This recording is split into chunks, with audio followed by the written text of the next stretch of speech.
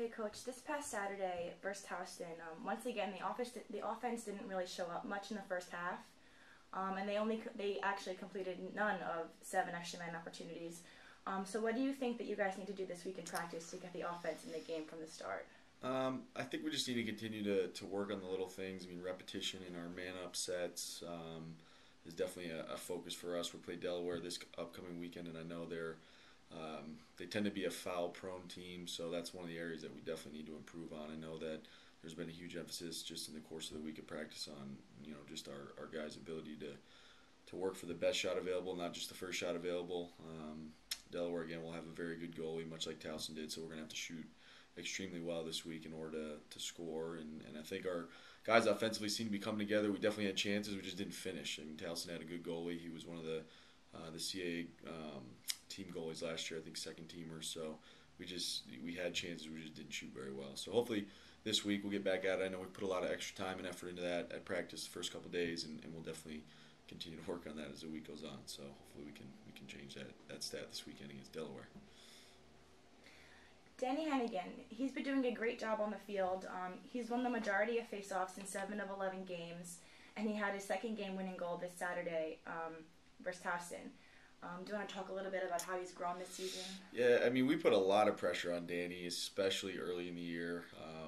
I think we were sub 50% facing off in our earlier games.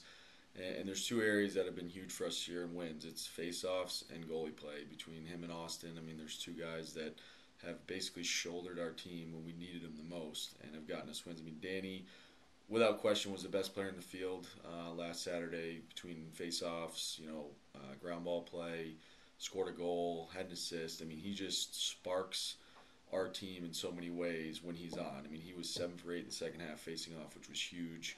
Just that amount of possession time that we had, thanks to Danny, and he's really stepped up the last couple of games. And obviously Lehigh, he did very well, held his own against Drexel, and he was definitely the key to the game and got the game ball on Saturday after the Towson game. So hopefully going to Delaware this week, he can do the same. I mean, in the CAA, you got to have possession of the ball with the teams that we play against. So if he does his job at the X and his wings support him as well as they have the last couple of games, we'll definitely give Delaware all they can handle in the middle of the field there. So Danny's been huge from that standpoint.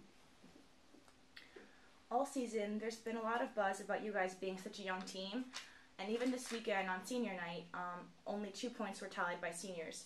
So what does this say for the future of Penn State lacrosse? I think it's definitely a good thing to see. I mean, I know that we've tried to just get everybody this year to buy into what we're trying to build here, and the seniors have led the way in terms of just investing their time and effort into our program and what we'd like to see here at Penn State consistently. And the young guys have just followed suit. I mean, you got goals out of Billy Lloyd and Colton Bosberg on senior night, which were huge goals. I mean, obviously you only score 7 and 2 come from seniors. Billy Lloyd hasn't played all that much this year in terms of just offensive reps, and his goal was huge. And then some younger guys just stepped up. Danny being a sophomore. Talked about Austin as a freshman. We've got a bunch of guys playing key roles for us in the younger classes, and that's just a great thing to see for the future.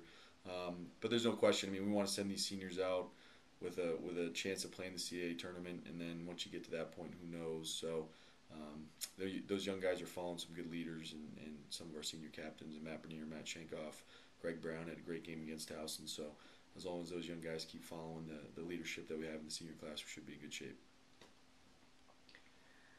This coming weekend, you guys will travel to Delaware. They've already clinched the playoff seed. You guys are in a 3-way tie for second with UMass, who you've already beaten, and Hofstra, who you play next week. Winning this weekend could clinch you guys the playoffs as well. Has the team been working in practice like they know how important these next 2 games are? Yeah, it's tough. I mean, obviously the Towson game was huge because it put us at 3-1. We knew that we had to win that game. That was a must-win for us. There's no question that we need to go into Delaware with the mindset that this is also a must-win game for us to guarantee that we have a spot in the playoffs. I mean, if we put it in somebody else's hands, it's going to be a tough scenario because now, if you don't go and beat Delaware and then you go and play Hofstra and you don't do your job there, it's going to be up to a committee to make a decision at that point based on the other games in our league, which UMass plays Drexel and Hofstra, or Delaware and Hofstra as well over the next couple of days. So it's just going to be tough. I mean, we can go and win and just guarantee that we'll be in the postseason, and that's what we need to do. I mean, it's not about you know, anything else except for preparing for Delaware right now and making sure that our guys are ready and prepared when we leave here on Friday afternoon. It's going to be a business trip to go there to play them on their senior night at Delaware. It's definitely going to be a hostile environment, and our guys are excited for that. They've practiced very well the first couple days. We got 2 more big ones here, 2 more big days of practice coming up, just to finish our preparation for Delaware, and we'll be ready to go come Saturday night. So, what do you guys have to do this weekend that you haven't been doing recently in order to beat the Blue Hens and clinch that playoff seed? I mean, I just think we just have to be ready to go. I mean, we have to play with just knowing that our backs are against the wall and what's on the line and treat it like a playoff game. We can't sit around and wait for Delaware to take the play to us like we did against Towson. I mean, we were kind of sleepwalking in the first half, and then all of a sudden we realized, hey, we got a ball game here.